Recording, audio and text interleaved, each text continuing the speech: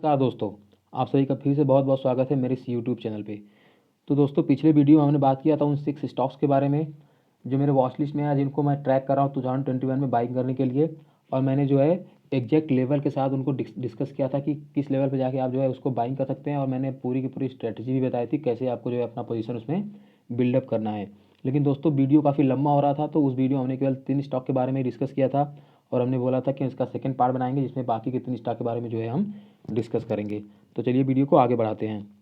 और दोस्तों अगर आपने पहले वो वीडियो अगर नहीं देखा है तो मैं हाईली रिकमेंड करूँगा कि आप जाकर उस वीडियो को देखो, क्योंकि बाकी शुरू के जो 3 स्टॉक है मैंने उस जो है वीडियो में ही डिस्कस किया हुआ है। काफ़ी अच्छे स्टॉक है और काफ़ी अच्छा रिसर्च करके मैंने वो स्टॉक को बनाया है दोस्तों, और काफ़ी अच्छे वैलिड पॉइंट्स बताए मैंने, और एंट्री प्राइस भी काफ़ी अच्छे से दिया है मैंने टेक्निकल सपोर्ट्स देख के। तो मुझे उम्मीद है वीडियो आपको काफ़ी पसंद आया होगा। तो चलिए वीडियो को आगे बढ़ाते हैं। और दोस्तों वीडियो में सबसे पहले हम बात करेंगे थीसिस पॉइंट की, जो है जिनके बेसिस पे मैंने इन स्टॉक्स को सिलेक्ट किया है। तो दोस्तों जो जो मैंने पहला चीज़ इसमें ध्यान रखा है कि जो सारे स्टॉक जो मैंने सेलेक्ट किए हैं वो सारे के सारे जो है ग्रोइंग सेक्टर से हों। तो ग्रोइंग सेक्टर का क्या मतलब होता है? एक ऐसा सेक्टर जहाँ पे अभी भी जो है फ्यूचर में काफ़ी ज़्यादा स्कोप हो जो है आगे बढ़ने का। अब देखिए दोस्तों, अगर एक ऐसा सेक्टर है जहाँ पे अपॉर्चुनिटी ज़्यादा है तो जाहिर सी बात है हमारे जो शेयर प्राइस है उसमें एप्रिसिएशन भी ज़्यादा होगा। और दोस्तों एक चीज़ मैं बता दूँ आपको कि ये जितने भी थीसिस पॉइंट है ये ऑलरेडी मैं फर्स्ट पार्ट में डिस्कस कर चुका हूँ। तो अगर आपने ऑलरेडी फर्स्ट पार्ट देखा हुआ है तो मैं आपको बोलूँगा वीडियो को आप 2 से 3 मिनट फास्ट फॉरवर्ड कर दीजिएगा, क्योंकि ये चीज़ हो सकता है आपके लिए रिपीट हो रही हो। ये एनीवे मैं अगेन एक्सप्लेन कर रहा हूँ, क्योंकि हो सकता है कुछ जो नए व्यूअर्स होंगे मैं उनके लिए जो है दोबारा से एक्सप्लेन कर रहा हूँ इन चीज़ों को थोड़ा सा जल्दी जल्दी फास्ट फॉरवर्ड में। तो जो सेकंड पॉइंट मैंने इसको ध्यान रखा है कि एक ग्रोइंग सेक्टर तो हो, उसके साथ साथ जो कंपनी जो हम ले रहे हैं इस सेक्टर में वो एक मार्केट लीडर हो, और मार्केट लीडर के साथ साथ उस कंपनी के पास कुछ ना कुछ एक मोट हो। अब दोस्तों अगर मैं आपको मोट बताऊं तो मोट एक ऐसी चीज़ है, एक ऐसी क्वालिटी होती है जो आपके कंपनी में है जिसको आपका जो कंपटीटर बहुत इजीली कॉपी नहीं कर सकता है। अब चूंकि वो उसको कॉपी नहीं कर सकता है तो शायद इसकी वजह से जो है आपका बिजनेस अनइफेक्टेड रहता है, चाहे कितना भी जो है उसको कंपटीशन मिले आपके कंपटीटर से। और इससे फ़ायदा ये होता है कि आपका जो कंपटीटर है वो आपके बिजनेस को, जो आपका मार्जिन है या जो आपका बिजनेस शेयर है, मार्केट शेयर, उसको ईजिली जो है खा नहीं जाता। ये नहीं मतलब कि आपने कोई कंपनी खोली अभी आके और सामने ही जो है किसी और कंपनी ने आके खोल दी सेम उसी चीज़ का बिजनेस, और जो कंपनी आके आपका पूरा का पूरा जो है मार्जिन खा जाती है। तो ऐसा नहीं होना चाहिए। आपकी कंपनी में कुछ ना कुछ जो है मोड जरूर होना चाहिए जो है आपकी कंपनी को या बिजनेस को बचा के रखे। तो इस चीज़ का भी हमने खासा ध्यान रखा है।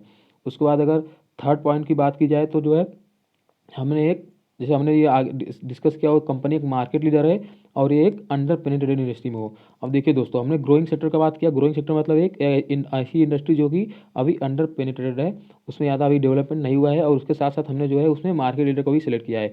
तो दोस्तों ये जो कॉम्बिनेशन होता है ना, मार्केट लीडर एक अंडर पेनिट्रेटेड इंडस्ट्री में, ये एक बहुत ही डेडली कॉम्बिनेशन होता है आपको मल्टीबैगर फाइंड करने का। तो इस चीज़ का हमने खासा ध्यान रखा है जो है स्टॉक्स को सिलेक्ट करते टाइम। उसका नेक्स्ट जो ट्रिगर पॉइंट है वहाँ पे रिस्क टू रिवार्ड जो है काफ़ी अच्छा होना चाहिए अगर उस कंपनी में हम इन्वेस्ट कर रहे हैं तो। अब दोस्तों ये जो पॉइंट्स है ये इसी पॉइंट से काफ़ी ज़्यादा रिलेटेड है। अब आपका रिस्क और रिवार्ड कैसा ही होगा। अब दोस्तों पहले रिस्क और रिवार्ड समझते क्या होता है। रिवार्ड क्या होता है दोस्तों, अभी जो आप स्टॉक मार्केट में जो इन्वेस्ट करते हैं तो आपकी कंपनी के पास कंपनी पर जो भी रिटर्न मिलेगा, राइट, जो भी आपकी कंपनी को रिटर्न मिल रहा है या आपके स्टॉक प्राइस में जो रिटर्न मिल रहा है वो जो है आपका रिवार्ड है, राइट। और उसके बाद रिस्क क्या है? रिस्क मतलब आप जो बाइंग कर रहे हो ना वो आपके लिए रिस्क है। अब देखिए रिवार्ड आपका हाई कैसे हो रहा है, क्योंकि आप एक अंडर पेनिट्रेटेड इंडस्ट्री से कंपनी खरीद ले रहे हैं। अब कम, चूंकि पेनिट्रेशन बहुत कम है तो जाहिर सी बात है अपॉर्चुनिटी बहुत ज़्यादा है, तो यहाँ पे आपका स्टॉक या कंपनी जो है बहुत ज़्यादा ग्रो करेगी तो एप्रिसिएशन काफ़ी ज़्यादा मिलेगा आपके स्टॉक को। तो यहाँ पे रिवार्ड जो है आपका अपने आप जो है ज़्यादा हो गया।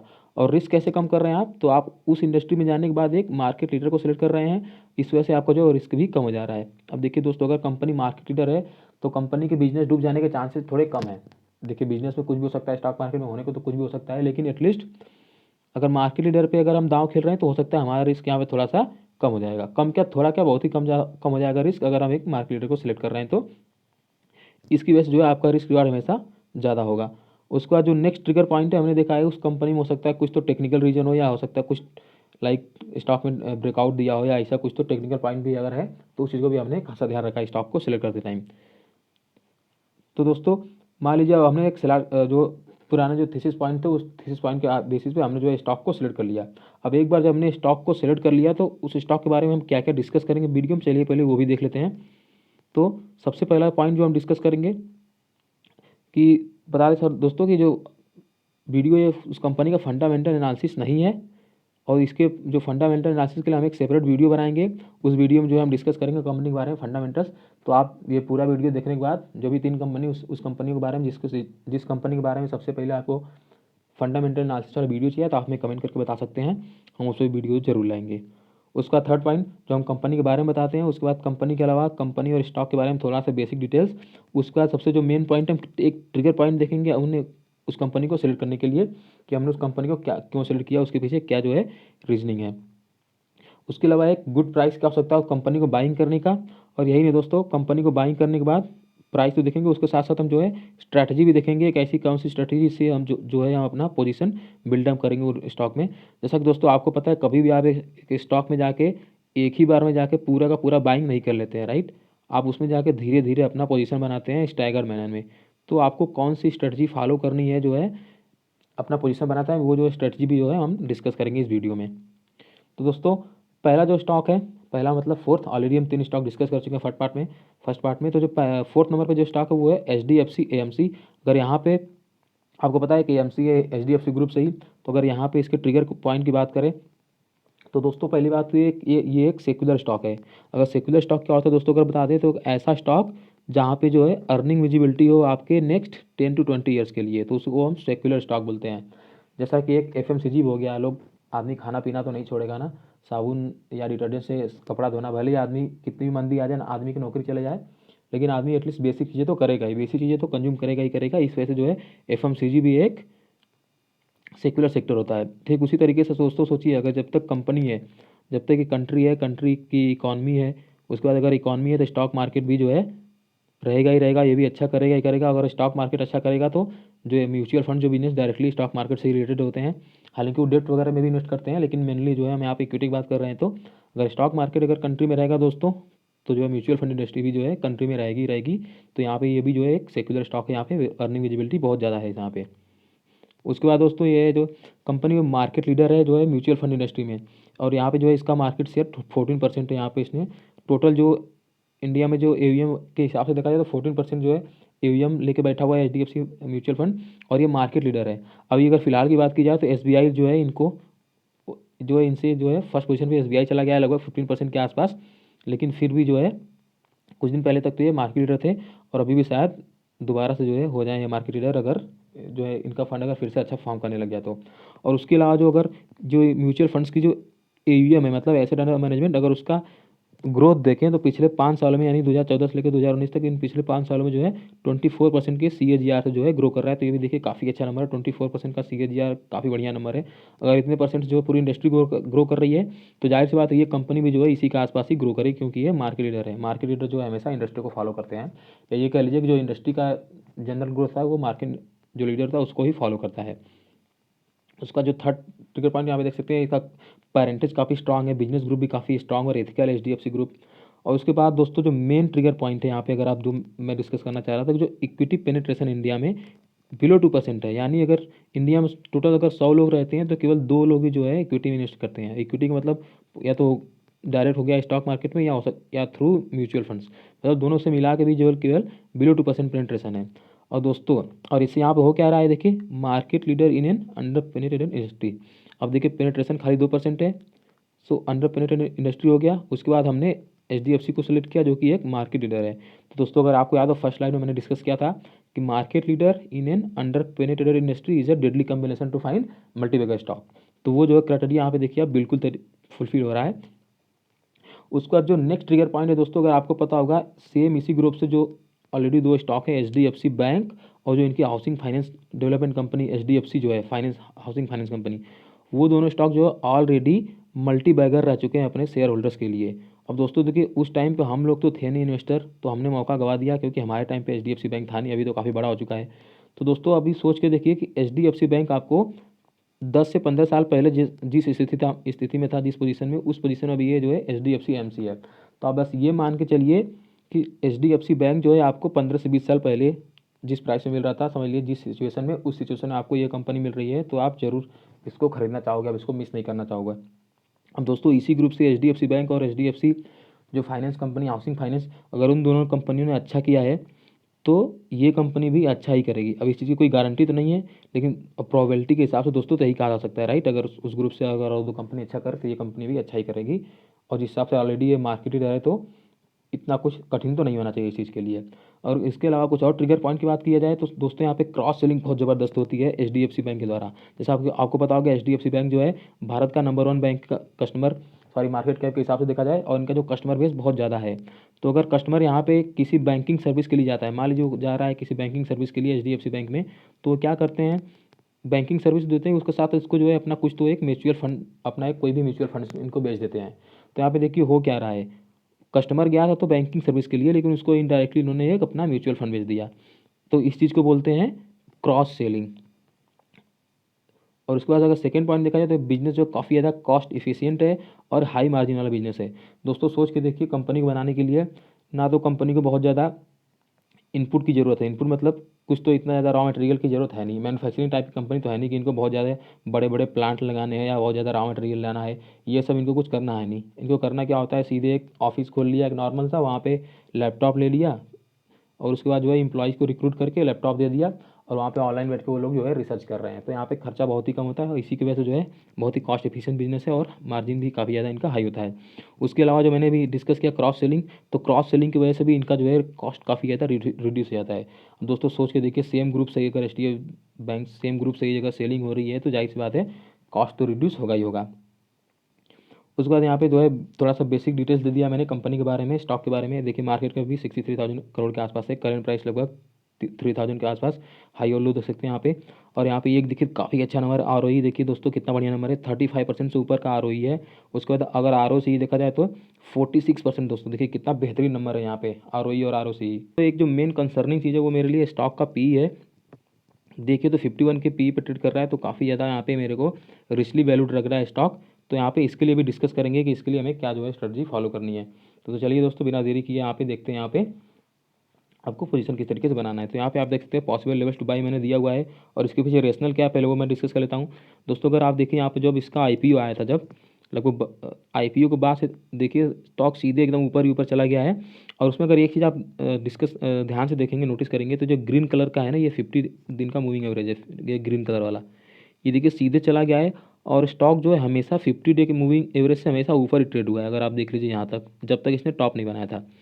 और ये एक बार जब इसने 3800 के आसपास कच तो टॉप बनाया था, उसके बाद आपको पता होगा तो इन्होंने लगभग 3275 रुपये के आसपास इन्होंने ओ एफ एस डिक्लेयर किया था, first O F S last year.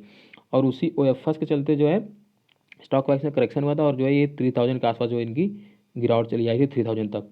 और उसके बाद दोस्तों आपको पता है वो जो कोरोना वाला पीरियड, जब मार्केट में दो लोअर सर्किट लगे थे निफ्टी में, उस टाइम तो सारे शेयर ही गिर गए थे। तब जो है शेयर काफ़ी ज़्यादा गिर के 2000 तक चला गया था, और वहाँ से लेकिन देखिए धीरे धीरे धीरे कंसोलिडेट करके अभी थोड़ा सा रिकवरी आ रहा है। तो अगर पहले देखिए उस गिरावट से पहले भी तो इसने 50 के हमेशा 50 डे के मूविंग एवरेज से हमेशा ऊपर ट्रेड किया है। यहाँ पे भी देखिए अब जब रिकवर कर रहा है धीरे धीरे, तो ये 50 के ऊपर ही रिकवर कर रहा है। तो दोस्तों पहला जो मेरा बाइंग प्राइस होगा वो तो होगा 50 डीएमए ही।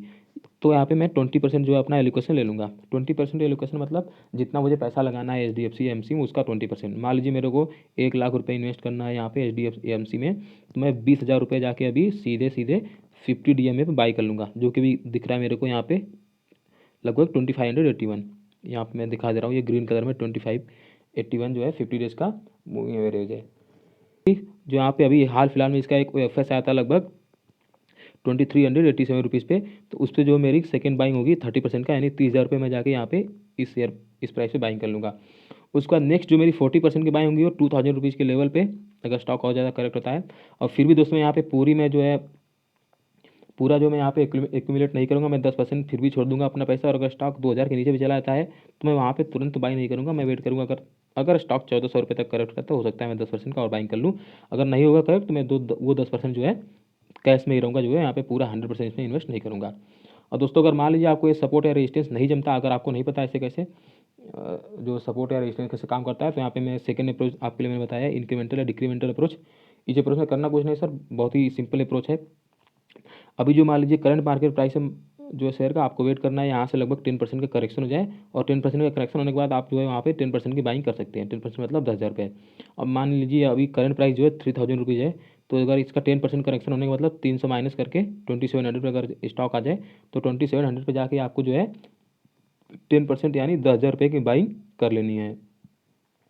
उसके बाद हर 10% के करेक्शन पे, अगर 10% करेक्ट हो गया तो आप 10,000 रुपये की बाइंग अब आप और कर सकते हैं। अगेन 10% करेक्शन पे अगेन 10,000 रुपये की बाइंग कर सकते हैं। तो इस तरीके से आपका जो 1,00,000 रुपये इन्वेस्ट करना है इस कंपनी में जो है टोटल 10 इंस्टॉलमेंट में जो है आप इसमें इन्वेस्ट कर देंगे। और इससे जो आपका एवरेज प्राइस है वो भी काफ़ी ज़्यादा ठीक ठाक जो है नीचे ही रहेगा। और अगर मान लीजिए मार्केट करेक्ट नहीं हुआ, स्टॉक करेक्ट नहीं हुआ, अगर स्टॉक ऊपर जा रहा है तो वहाँ पे भी आपको सेम यही अप्रोच फॉलो करना है। एक बार जब आपने 10% बाइंग कर ली इनिशियल बाइंग, उसके बाद जैसे ही 10% स्टॉक अगर ऊपर गया 10%, तो वहाँ पे आपको फिर अगेन 10,000 की बाइंग कर लेनी है। अगेन जब 10% ऊपर गया तो फिर से 10,000 रुपये की बाइंग कर लेनी है। तो सेम अप्रोच आपको जब स्टॉक नीचे जाए तभी भी फॉलो करना है, स्टॉक जब ऊपर जाए तो तभी फॉलो करना चाहिए। इस तरीके से आपका जो है स्टैगर मैनर में बाइंग हो जाएगी और आपका जो एवरेज प्राइस है वो भी ठीक ठाक रहेगा, ना ज़्यादा ऊपर रहेगा ना ज़्यादा नीचे रहेगा। तो ठीक है दोस्तों, ये अप्रोच फॉलो करना है आपको। अगर बेसिकली मेरा पूछा जाए तो मैं तो ज़्यादा यही अप्रोच फॉलो करूँगा, क्योंकि मेरे को थोड़ा टेक्निकल आते हैं तो मेरे को पता रहता है, तो मैं यही अप्रोच फॉलो करूँगा। उसके बाद नेक्स्ट स्टॉक जो है 5th नंबर पे वो CAMS computerise and management services. अभी रिसेंटली तो इसका IPO आया था दोस्तों। और ये बैकएंड, समझ लीजिए बैकएंड इंडस्ट्री की तरीके काम करता है म्यूचुअल फंड इंडस्ट्री के लिए। तो एक तरीके से ये भी सोचिए कि एक तरीके से सेक्युलर स्टॉक ही हो गया दोस्तों। जब अगर AMC बिजनेसेज रहेंगे तो ये बिजनेस भी रहेगा, क्योंकि ये उन्हीं के लिए ट्रांसफर एजेंसी का काम करता है दोस्तों।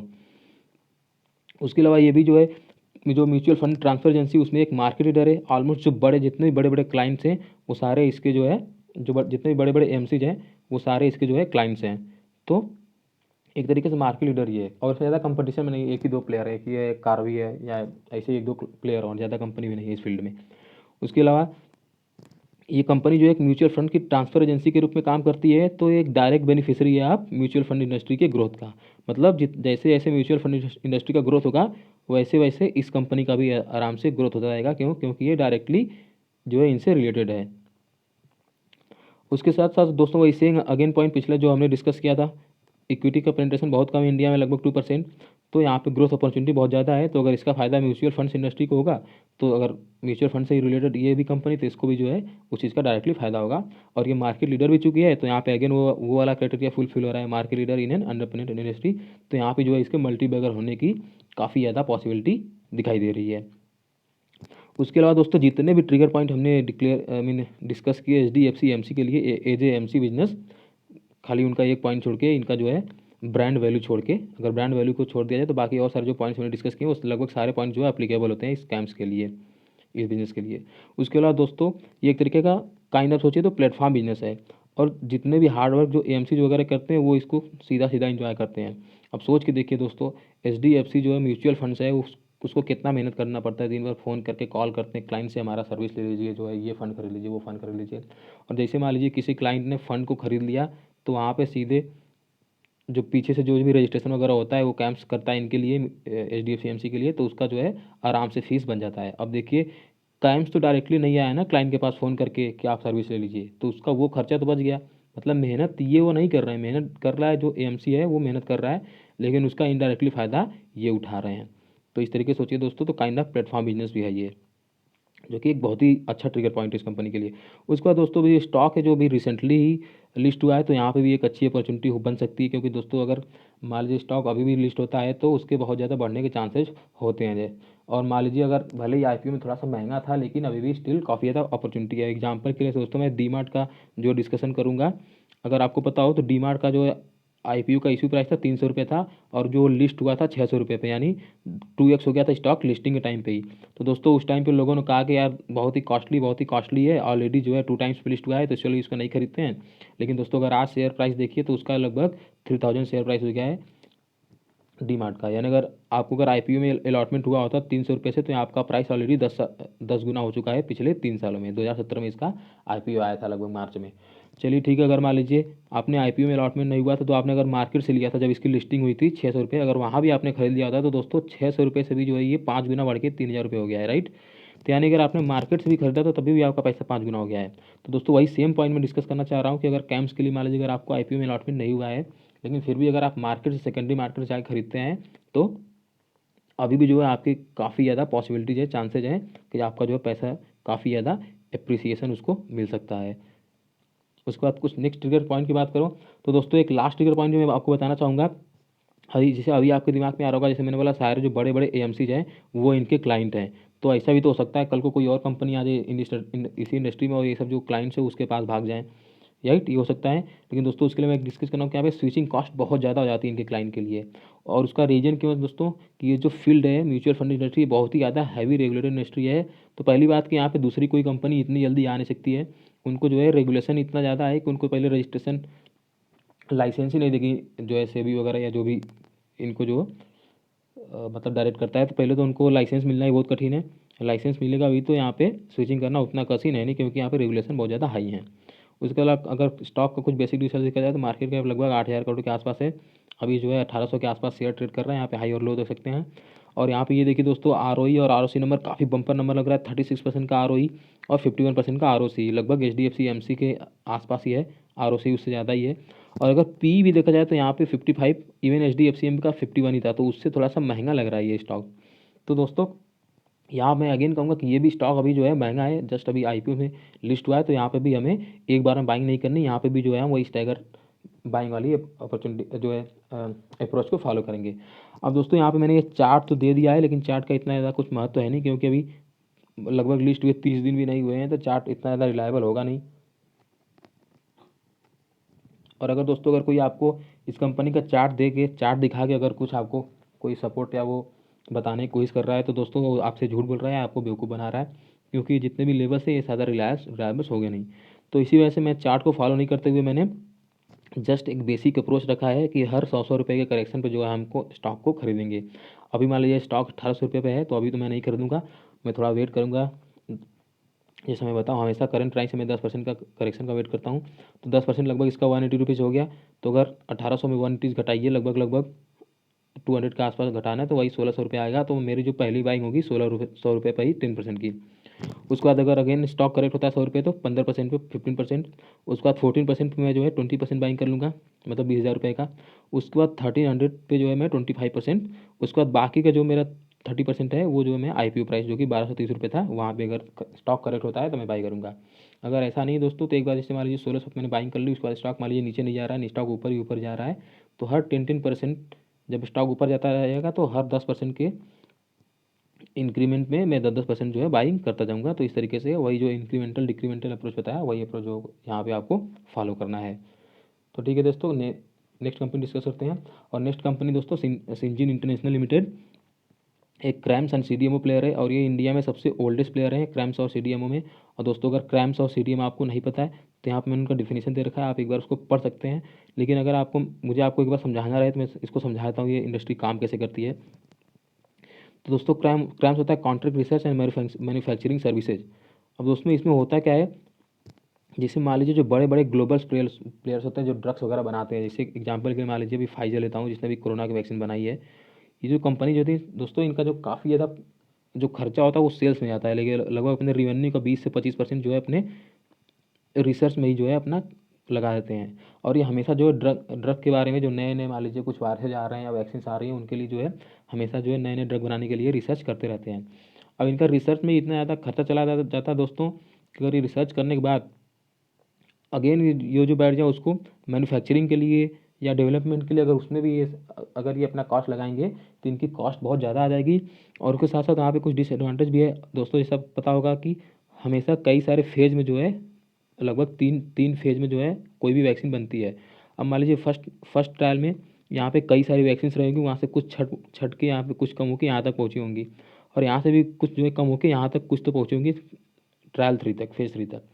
अब मान लीजिए यहाँ पे भी कुछ फेल हो गई या एक भी यहाँ पे आगे नहीं बढ़ी, एक भी आगे नहीं बढ़ी। और क्या होता है दोस्तों, साथ ही साथ में इनको यहाँ पे अपना एक यहाँ पे प्लांट बनाना होता है, ताकि अगर एक बार ये जो है सारे ट्रायल से गुजर जाए वैक्सीन, तो यहाँ पे आके ये मैन्युफैक्चरिंग करेंगे। अब लेकिन दोस्तों मान लीजिए थर्ड फेज तक आते आते इनका जो है सारा जो है ट्रायल्स फेल हो गया, सारे वैक्सीन फेल हो गए, तो यहाँ पे इन्होंने जो प्लांट बनाया था वो बेकार चला जाएगा, राइट।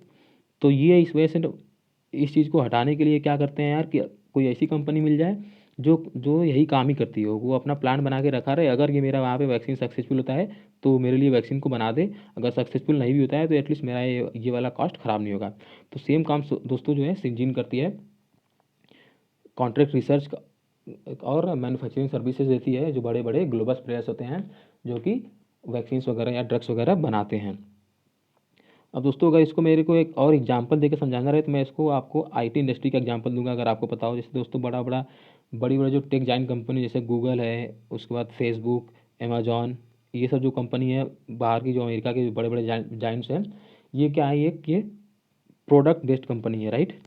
मतलब ये कुछ ना कुछ तो प्रोडक्ट बनाती है जिससे जो है लोगों को सर्विसेज देती हैं। और जो अगर भारत में बात की जाए, जैसे इन्फोसिस हो गया या टीसीएस हो गया, एचसीएल हो गया, राइट, जितनी भी कंपनी है ये सब सर्विस बेस्ड कंपनी होती हैं। और ये सर्विस किसको प्रोवाइड करती हैं, इन्हीं जो प्रोडक्ट बेस्ड कंपनी होती है। तो यहाँ पे अगर आपको आईटी से कंपेयर करना होगा तो ये मान लीजिए जैसे फाइजर हो गया या नोवार्टिस हो गया, ये जो कंपनियां हैं इसको समझ लीजिए एक तरीके से जो आईटी इंडस्ट्री की प्रोडक्ट बेस्ड कंपनी है। तो ये प्रोडक्ट वाली कंपनी हो गई। उसका सिंजिन को मान लीजिए हमारे यहाँ जो टीसीएस या इन्फोसिस नहीं होती हैं, उससे इसको कंपेयर कर लीजिए, तो ये हो गई इन कंपनियों को सर्विस देने वाली। तो दोस्तों शायद ये बहुत आसान तरीका हो मेरे हिसाब से समझाने का। अगर आप थोड़े आईटी इंडस्ट्री से, तो आप इसको पक्का समझ पाए होंगे बहुत ईजी तरीके से। गूगल और फेसबुक ये सब जो प्रोडक्ट बेस्ड कंपनी है ड्रग मैन्युफैक्चरिंग इंडस्ट्री में फाइजर और नोवार्टिस उनकी जगह पे आती हैं। और जो टीसीएस इन्फीज जो हमारे यहाँ सर्विसेज बेस्ड कंपनी होती हैं, जो सर्विसेज देती हैं गूगल या माइक्रोसॉफ्ट, इन सब कंपनियों को हमारी इस ड्रग वाली इंडस्ट्री में सिंजिन जो है सर्विस देने का काम करती है, टीसीएस और इन्फोसिस के तरीके। उसके बाद दोस्तों अगर कुछ और इसका ट्रिगर पॉइंट की बात करें, तो दोस्तों जितने भी टॉप 10 जो फार्मा कंपनी है पूरे वर्ल्ड में, उसमें से जो 8 है वो तो जो है सिंजिन के क्लाइंट्स हैं। एग्जाम्पल के आप नोवार्टिस, फाइजर और सोनोफी को देख सकते हैं। उसके अलावा दोस्तों ये कल फार्मा इंडस्ट्री को ही नहीं, और भी कई सारे इंडस्ट्री में जो है सर्विसेज देते हैं। जैसे एग्जांपल के लिए आप देखिए animal health, biotechnology, consumer goods, speciality chemicals and even agro chemicals companies भी जो है ये सर्विस प्रोवाइड करते हैं। उसके अलावा जो इनका 350 से ज़्यादा जो है क्लाइंट बेस है इनका, तो काफ़ी ज़्यादा डाइवर्सिफाइड बिजनेस यहाँ पे आप क्लाइंट को नंबर से देख लेते हैं। उसके अलावा अगर इंडस्ट्री में देखा जाए तो अभी ढेर सारे टेलविंड्स हैं। अब दोस्तों टेलविंड्स क्या होता है, मैं उसका थोड़ा सा आपको समझाता हूँ। अब इसे मान लीजिए इस कंपनी ने कुछ तो पहले इन्वेस्टमेंट किया था, कुछ तो प्लांट वगैरह बनाया था, या कुछ ऐसे किसी प्रोडक्ट में इन्वेस्टमेंट किया था जो अब जाके जो है उससे रिवेन्यू आना स्टार्ट हुआ है, या अभी, या हो सकता है 1-2 साल में अभी उससे रिवेन्यू आने वाला है। मतलब इन्वेस्टमेंट तो इन्होंने पहले कभी तो कर दिया होगा, उसका जो अभी फ्रूट, अभी जो उसका फल अब मिलने वाला है, इसको हम बोलते हैं कि कंपनी के पास अभी जो है टेलविंड्स है। मतलब अभी आगे चल के कंपनी को काफ़ी अच्छा कुछ फायदा होने वाला है, इसको हम बोलते हैं टेलविंड्स। इसके बाद अगर स्टॉक के बारे में थोड़ा सा बेसिक डिटेल्स देख ले, मार्केट कैप जो है 25,000 करोड़ के आसपास, करंट प्राइस 632, हाई और लो देख सकते हैं यहाँ पे। बुक वैल्यू और यहाँ पे आरओई देखिए ठीक ठाक नंबर है, 15% से ऊपर 70%। उसके बाद आरओसी भी 16.16%। लेकिन एक चीज़ अगेन दोस्तों जो थोड़ा सा कंसर्निंग, स्टॉक का पीई लगभग 71, तो काफ़ी ज़्यादा महंगा स्टॉक लग रहा है अभी। और दोस्तों अगर आपने देखा होगा जो भी 6 कंपनी हमने डिस्कस किए दोनों वीडियो में, सारे जो है काफ़ी ज़्यादा महंगे स्टॉक लग रहे हैं अभी, मतलब उनका जो है पीई काफ़ी ज़्यादा है। तो इसी वजह से दोस्तों मैंने सब में आपको एक स्टैगर मैनर बाइंग करने के लिए एक अप्रोच बताया है। तो आई होप कि आप लोग वही अप्रोच फॉलो करेंगे, ब्लाइंडली जाके एक ही बार में पूरी की पूरी बाइंग नहीं कर लेंगे। उसके बाद थोड़ा सा लेवल्स डिस्कस कर लेते हैं, कौन से लेवल पे आपको बाइंग करनी है। तो यहाँ पे मैंने सारे लेवल्स आपको दे रखे हैं। जो पहली जो आपको 10% बाइंग करनी है 592 पे, फिर 10% 530 पे, फिर 20% 200 का डीएम में, जो कि अभी लगभग दिख रहा है 454 रुपये। उसका 30% बाकी का 400 पे, उसके बाद 30% 300 पे। इसके पीछे रेशनल आपको दोस्तों मैं बताता हूँ। अगर आप स्टॉक देखेंगे इसके पहले अगर, तो बहुत ही ज़्यादा एक चैनल में जो है ट्रेड कर रहा था। उसके बाद ये जो मार्च के टाइम का फॉल देख सकते हैं आप, मार्च के टाइम पे जो फॉल हुआ था उसके बाद से अगर देखें दोस्तों, तो स्टॉक लगभग एक ही डायरेक्शन में सीधे ऊपर ही गया है। तो यहाँ पे जो पहला मेरे को जो यहाँ पे अगर आप देखेंगे ये जो ये लेवल है, यहाँ से एक स्टॉक ने एक छोटा सा ब्रेकआउट दिया था, एक टेक्निकल पैटर्न बना के कप एंड हैंडल, ये जो है 592 का लेवल था। तो मेरी जो पहली बाइंग होगी वो उसी लेवल पे होगी जहाँ से इसने ब्रेकआउट दिया था 592 का। मतलब स्टॉक अभी मान लीजिए 632 पे है, तो अगर वो करेक्ट होकर 592 पे आता है तो वहाँ पे मेरी पहली बाइंग हो जाएगी 10% की। उसका जो सेकेंड इसका जो यहाँ पे जिसने बॉटम बनाया, तो वही मैंने सेकेंड सपोर्ट ले रखा है 530 पे, तो वहाँ पे भी 10%। उसका 200% का जो 200 डीएम में जो है इनका मूविंग एवरेज है यहाँ पे 454, उस पर मेरे को 20% बाइंग। उसके बाद 400 300 पे। और दोस्तों अगर लेवल आपको फॉलो नहीं करना है, जैसा मैंने आपको बोला, अगर आपको नहीं जमता है ये सपोर्ट या रेजिस्टेंस, तो अगेन आप वही सेम इंक्रीमेंटल या डिक्रीमेंटल अप्रोच फॉलो कर सकते हैं। इसमें अगेन आपको करंट मार्केट प्राइस से 10% करेक्शन के बाद आपको 10% की बाइंग कर लेनी, यानी 10,000 रुपये की। उसके बाद हर 10% के अगर ऊपर जाता तभी भी, चाहे नीचे आता तभी भी, हर एक मूवमेंट पे आपको 10-10% की बाइंग जो है करते जाना है। इस तरीके से जो है आपका 10 इंस्टॉलमेंट में पूरी बाइंग हो जाएगी। और जो है स्टैगर बाइंग होगी, किसी एक ही प्राइस पे जो है आप बाइंग नहीं कर रहे होंगे। अगर स्टॉक ऊपर जा रहा होगा तो आपका एवरेज प्राइस थोड़ा सा ऊपर जा रहा होगा, लेकिन एटलीस्ट आपको ये तो सांत्वना रहेगा कि स्टॉक अभी गिर नहीं रहा है। अगर मान लीजिए आपने एक ही अभी 600 रुपये पे जाके सारी बाइंग कर ली और स्टॉक 300-400 पे जाने लगा और आप सारा एलोकेशन ऑलरेडी दे चुके हैं, तो आप बहुत ज़्यादा घबरा जाएंगे। लेकिन अगर थोड़ा थोड़ा बाइंग करेंगे, तो मान लीजिए आपने खुद 600 रुपये करा, फिर से स्टॉक करेक्ट तो आपने 540 पे भी जाके करा, तो इस तरीके से आपका एवरेज प्राइस भी नीचे आता जाएगा, तो आपको ज़्यादा जो है दिक्कत नहीं होगी, टेंशन नहीं होगी इस स्टॉक में रहने की। तो ठीक है दोस्तों, आई होप वीडियो आपको पसंद आया होगा। वीडियो के लिए काफ़ी मेहनत किया था मैंने। और दोस्तों मैं आपको फिर से बोलूँगा, अगर आपने पार्ट 1 नहीं देखा है तो आप प्लीज़ जाकर पार्ट 1 देखिएगा। उसका जो है लिंक मैं डिस्क्रिप्शन में डाल दूँगा या ऊपर आई कार्ड में भी डाल दूँगा, आप वहाँ से भी जाके देख सकते हैं। तो अगेन दोस्तों, वीडियो अगर पसंद आए तो दोस्तों वीडियो को लाइक ज़रूर करना और चैनल को प्लीज़ सब्सक्राइब कर लेना, ताकि इसी तरीके का और भी जो वीडियो मैं बनाऊँ वो आपसे मिस ना हो। तो अगेन वीडियो देखने के लिए बहुत बहुत धन्यवाद। आपका दिन शुभ रहे। वंदे मातरम। जय हिंद।